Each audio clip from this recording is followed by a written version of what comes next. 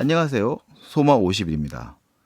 원래는 지난 일요일에 본 82년생 김지영에 대한 리뷰를 먼저 올리려고 했습니다만 개인적 사정으로 인해서 차일피일 미루어지다가 10월 30일 수요일에 12번째 용의자라는 영화를 봤습니다. 상대적으로 덜 알려진 영화고 현재 극장 상영 중이기도 한 영화이기 때문에 가이드 리뷰로는 이 영화를 소개하는 게 더 적합한 것 같아요. 고명성 감독의 12번째 용의자는 이 부천 국제 판타스틱 영화제에서는 남산 시인 살인 사건이라는 제목으로 소개되었던 영화입니다. 제목에서 알 수 있는 것처럼 영화는 살인 사건이 일어나고 용의자로 추정되는 인물들을 보여준 후에 진범이 누구인지를 찾아가는 일종의 탐정물 추리극의 형태를 가지고 진행이 되죠. 뭐 명탐정 코난이 대표적이겠네요. 영화의 줄거리는 대략 이렇게 진행이 됩니다. 1953년 가을 남산에서 시인 백두환이 살해당합니다. 그리고 그가 자주 드나들던 다방이 있었는데 그 다방은 오리엔탈 다방. 여느 때처럼 시인과 소설가 그리고 화가 등의 예술가들이 다방의 테이블들로 하나 둘씩 모여들기 시작합니다. 누군가는 보들레를 논하며 죽음을 찬미하고 또 다른 누군가는 후배의 담뱃갑에서 빼낸 은박지에 그림을 그리며 시간을 보내고 있습니다. 잔잔하던 이 오리엔탈 다방에 백두환 살인사건의 소식이 들려오고 그 뒤에 육군 수사관 김기채라고 자신을 소개하는 인물이 등장을 합니다. 김기채는 백두환 살인사건의 담당 수사관이라며 여러 가지 질문을 던지기 시작하고 백두환의 행적을 다방에 있는 손님들이 설명을 해줍니다.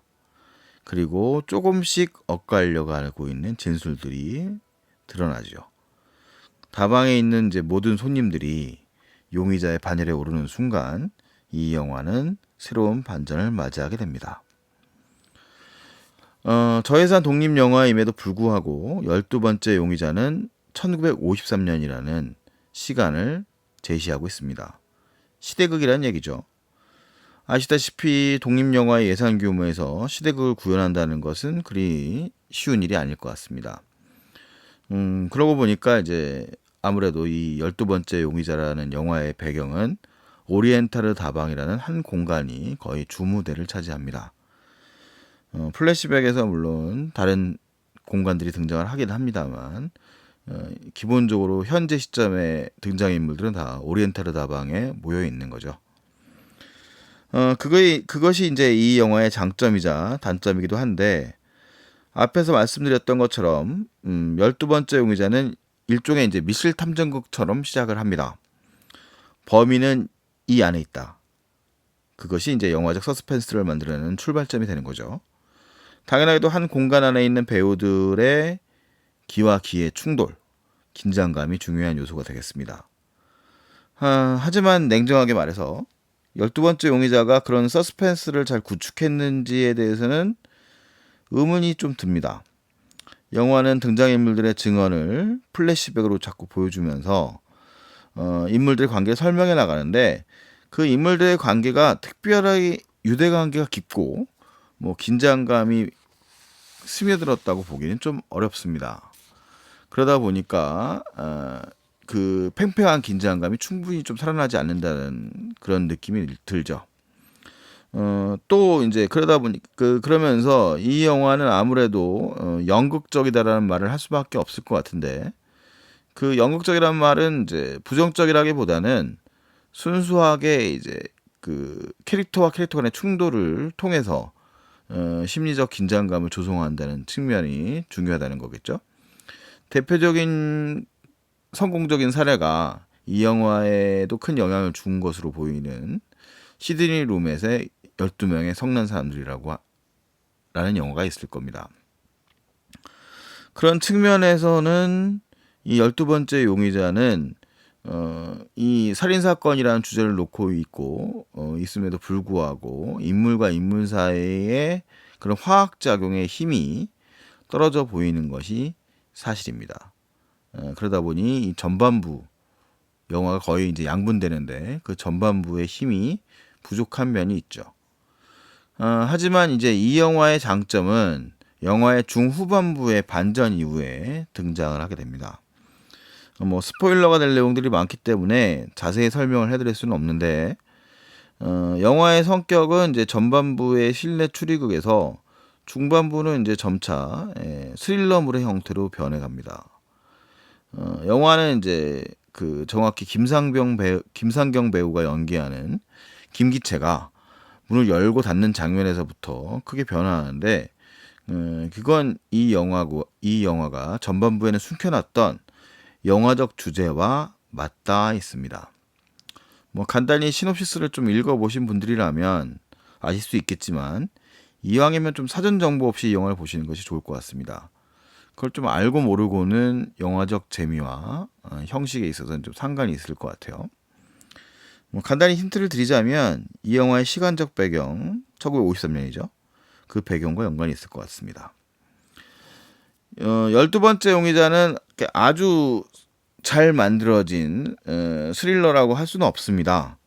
그러다 보니까 영화의 이제 그 장단점이 이제 뚜렷한 편인데, 이 영화가 담고 있는 그 거대한 숨겨놓은 주제 의식이 있어요.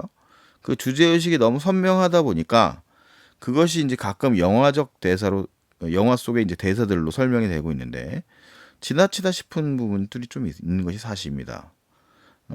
이 좀 하고 싶은 주제가 뚜렷하고 하다고 하더라도 조금은 이 서스펜스 조성을 위해서는 좀 조율할 필요가 있었던 것 같아요. 반면 이제 독립 영화라는 틀에 좀 얽매이지 않고 하고 싶은 이야기를 이제 추리극의 형태로 해보겠다는 뚝심이 매우 매력적입니다.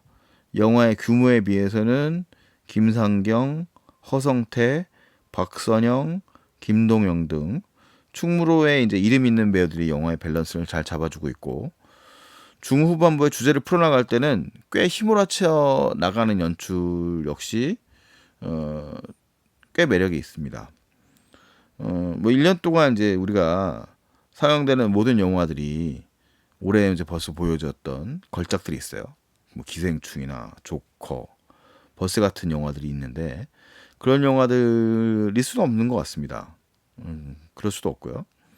그래서 전 이 영화들이 가진 장점들을 좀 보고 그 장점과 단점에 대해 생각해 보는 것도 좀 더 영화를 즐길 수 있다고 보는데, 그런 면에서 이제 국내 영화 중엔 극히 드물게 실내 추리극을 시도하면서 동시에 더 깊은 주제의식을 가지고 있는 이 12번째 용의자가 우리가 좀 놓치면 조금은 아까운 영화가 아닐까 생각됩니다.